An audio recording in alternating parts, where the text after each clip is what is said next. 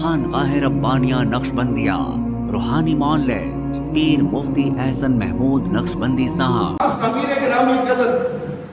قرآن کی روح سے قربانی کی اہمیت، قربانی کی عظمت، کہ قرآن قربانی کے بارے میں کیا کہتا ہے۔ اللہ پاک فرماتے ہیں اپنے محبوب صلی اللہ علیہ وسلم کو، میرے محبوب جی قل کہہ دیجئے ان صلاتی و نسکی و محیای و مماتی للہ رب العالمین۔ میرے نبی جی کہہ دیجئے، دنیا بھر کے انسانوں کے سامنے اعلان کر دیجئے، ان صلاۃ، یہ میری نماز اللہ کے لیے، میں نے نماز پڑھا ہوں یہ اللہ کے لیے، وہ نوسوں کی یہ قربانی اللہ کے لیے، میرا زندہ رہنا، میرا مرنا للہ رب العالمین، سب کچھ اللہ کے لیے، میں بھی اللہ کے لیے، میری نماز بھی اللہ کے لیے، میرا زندگی موت بھی سب کچھ اللہ کے لیے۔ علماء مفسرین لکھتے ہیں یہ آیت مکہ مکرمہ میں نازل ہوئی، یہ مکی آیت ہے، سورۃ انعام کی آیت ہے، مکہ میں حکم نازل ہوا۔ اب لوگ اب یہ کہیں گے اگر مدنی ہوتی تو چلو حج کا جب حکم نازل ہوا، حج کے موقع پہ جو قربانی ہوتی ہے اس سے مراد وہ قربانی تھی، حالانکہ نہیں مراد اس سے وہ قربانی۔ اس لیے حج کے موقع پر جو قربانی ہوتی ہے اس کا نام ہے دم شکر،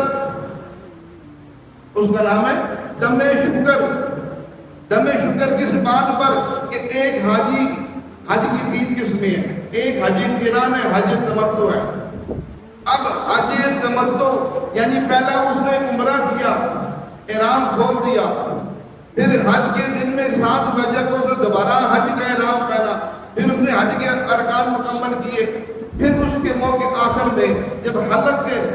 جب رمی کے بعد قربانی کو حکم ہے، قربانی کرو پھر جا کے قصر کرو، حلق کرو۔ اب وہ جو قربانی ہے اس کو علماء نے لکھا یہ قربانی دم شکر ہے، اس بات پر کہ حاجی کو اللہ نے ایک ٹکٹ میں 2 مزے دیے، ایک ٹکٹ میں ایک عمرہ کیا، ایک حج کیا۔ اگر ایسا ہوتا ہے کہ ایک حاجی صرف ڈائریکٹ حج کرتا ہے، اس نے حج فرات کرتے ہیں، اس کے لیے کوئی قربانی نہیں ہے، اس لیے اس نے 2 مزے نہیں کیے، یہ ڈائریکٹ حج کر رہا ہے۔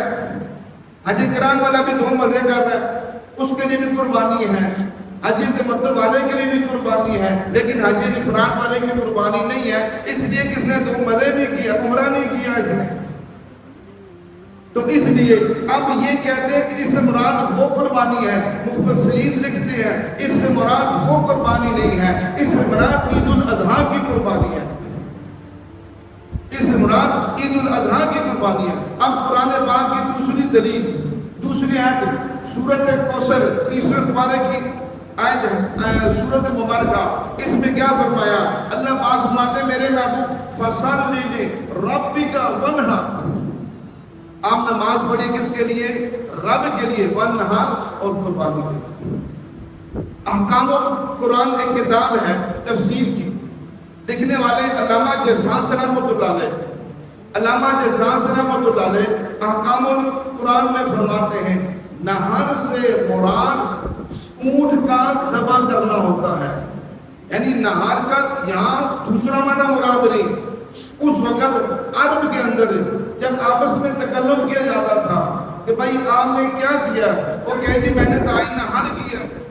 نہار سے مراد یہی سمجھا جاتا کہ انہوں نے آج قربانی کیا۔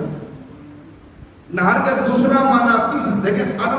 عرب جو لغت ہے نا، عربی لغت، اس کے ایک لفظ کے کئی معنی ہے، اور یہ لغات بھی ہم یمن میں تھے تو وہاں پر ہم نے دیکھے 360 لہجے تھے عرب کے، یعنی 360 لہجوں میں عربی بولی جاتی ہے۔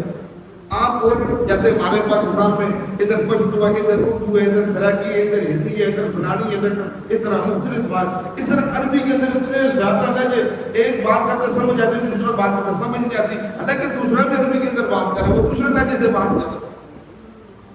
اس طرح عربی کے اندر اللہ نے یہ فصاحت و بلاغت رکھی ہے کہ اس کے ایک ایک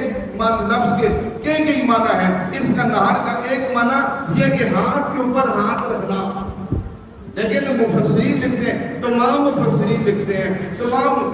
تفاسیر کے اندر یہ بات واضح موجود ہے، نہر سے مراد ہاتھ پہ ہاتھ رکھنا نہیں ہے، نہر سے مراد جانور کو ذبح کرنا ہے، اس کے علاوہ کوئی معنی نہیں ہے۔ تو اس اب قرآن پاک کی یہ 2 آیات مبارکہ واضح طور پر اس بات کی دلالت کر رہی ہے، اس بات کی دلیل ہے، اس بات کی شاہد ہے کہ گویا کہ اللہ نے ہمیں قرآن کے اندر قربانی کرنے کا حکم دیا۔ جب قرآن سے قربانی کا حکم ثابت ہو رہا ہے، اسی وجہ سے قربانی کو عبادت کہا ہے۔